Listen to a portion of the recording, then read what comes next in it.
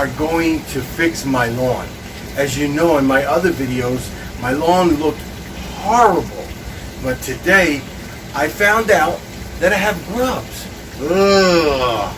Today, I'll get rid of them, put my lawn back to where it was, nice and green. Stay tuned and watch it. Okay, here we go. I have my Scotch Builder here. I read the instructions. It's set at 3.5, so we're going to put it at 3.5 and take it from there. Hopefully this does the trick. I want to renovate this lawn, but I want to kill the grubs first. So I'm going to start in about another week and a half to do this, and I want to start killing some of these grubs so it won't damage the grass seed when the roots start growing up. So watch the video and enjoy it.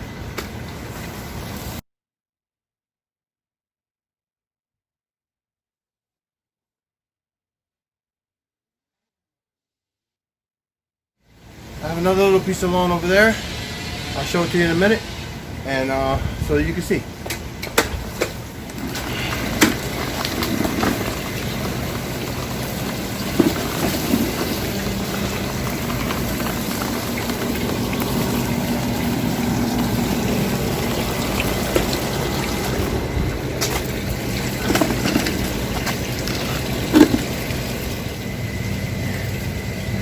They had a feast on my grass. Man, I'm upset. This is one hell of a salad for them.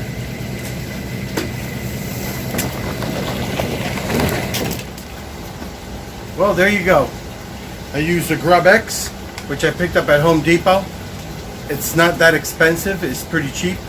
I'm hoping it works. We'll get rid of the grubs. Once we get rid of them, we're going to rake, detach, or thatch, not detach, thatch the grass, and maybe put a little bit of topsoil to the level, some peat moss, some grass seed, and I have perennial ryegrass. And between the grubs and the heat, wow, it took care of my grass and it burned it just like that.